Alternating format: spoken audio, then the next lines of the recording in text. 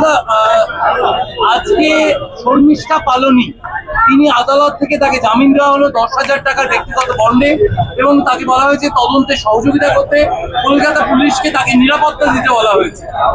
না, একদম সঠিক রায়। এই রায়কে আমরা স্বাগত জানাই। আমরা লক্ষ্য করেছি এই রাজ্যে যদি ভারতের বিরুদ্ধে কিংবা সেনাবাহিনীর বিরুদ্ধে যদি কেউ কোনো কুৎসা রটনা করে তার কোনো সাজা হয় না, পুলিশ তাকে খোঁজ করে না।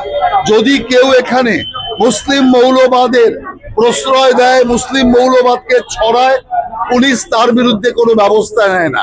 পুলিশ সক্রিয় হয়ে যায় তখন যখন উল্টোটা হয়।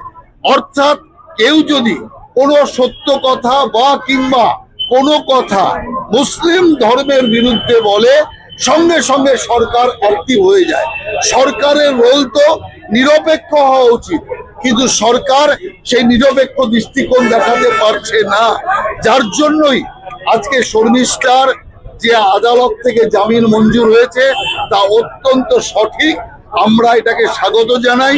বিচার প্রক্রিয়া চলুক, বিচারে যা শাস্তি হবে কিংবা রেহাই হবে সেটা তখন আমরা দেখব, কিন্তু এখন যেটা হয়েছে সেটা ঠিক হয়েছে। অবশেষে অনুব্রত এসডিপিওর কাছে দেখা করতে গেলেন, পেছন দরজা দিয়ে ঢুকলেন অনুব্রত। দেখুন, 7 দিন লাগলো হাতে পায়ে ধরে অনুব্রত মণ্ডলকে পুলিশের কাছে পাঠানোর জন্য।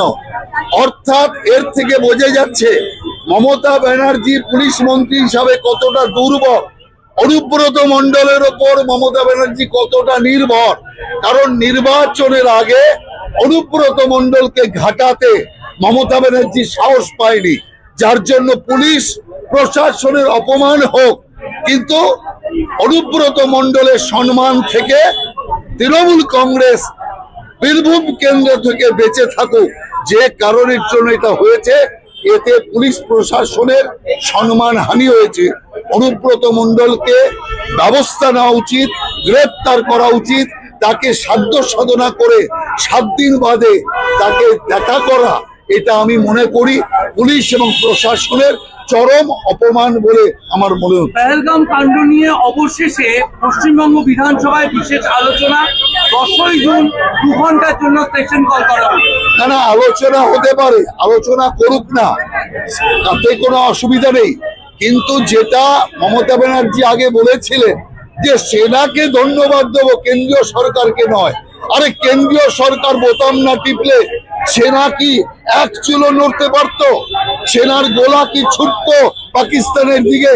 অতএব আমি মনে করি এই ঘটনায় সর্বাগ্রে ধন্যবাদ পাওয়ার যোগ্য প্রধানমন্ত্রী, কেন্দ্রীয় সরকার এবং অবশ্যই ভারতের সেনা এবং ভারতের জনসাধারণ।